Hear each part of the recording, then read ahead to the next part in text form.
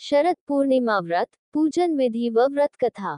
शरद पूर्णिमा को रास पूर्णिमा भी कहते हैं। मान्यता है कि संपूर्ण वर्ष में केवल इसी दिन चंद्रमा षोडश कलाओं का होता है।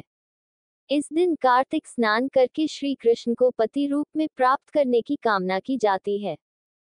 देवी पूजन करने वाली कुमारियों को चीरहरण के अवसर पर दिए वरदान की याद आई थी और उन्होंने मुरली वादन करके यमुना के पुलिन पर गोपियों के साथ रास रचाई थी। इस दिन श्रद्धा और भक्ति के साथ भगवान विष्णु का पूजन करने से तुरंत प्रसन्न हो जाते हैं और वे पति के रूप में सहज ही स्वीकार्य हो जाते हैं।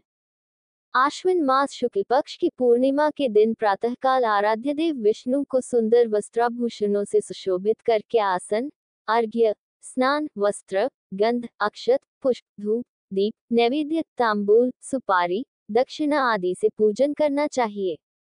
रात्रि के समय गोदूग्ध से बनी खीर में घी तथा चीनी मिलाकर पूरियों की रसोई सहित अर्धरात्रि के समय भगवान को भोग लगाना चाहिए। रात्रि जागरण करके भगवत भजन करना चाहिए। चांद की रोशनी में सुई पिरोएं। पूर्ण चंद्रमा के आकाश के मध्य में स्थित होने पर उसका पूजन करें।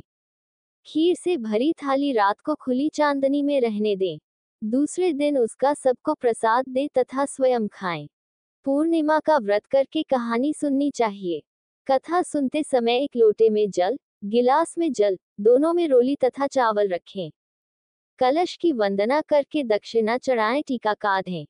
गेहूं के 13 दाने हाथ में लेकर कथा सुने, फिर गेहूं के गिलास पर हाथ फेरकर मिश्रानी के पांव का स्पर्श करके गेहूं का गिलास उसे दे देवें।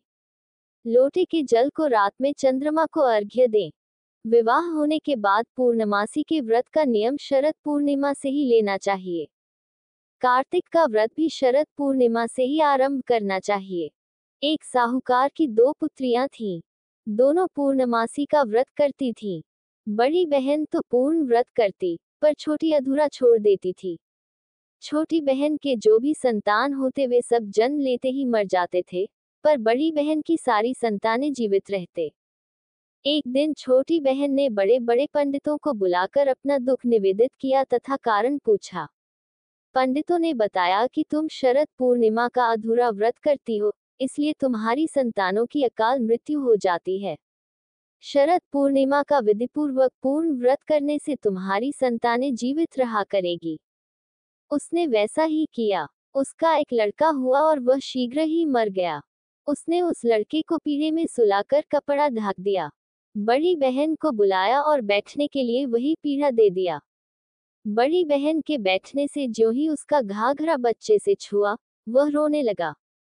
बड़ी बहन ने कहा, तुम मुझे कलंक लगाना चाहती थी। यदि मैं बैठ जाती तो लड़का मर जाता। तब छोटी बहन बोली, ये तो पहले से ही मरा हुआ था। तेरे भाग्य से जीवित हुआ है। हम दोनों बहनें पूर्णिमा का व्रत करती हैं।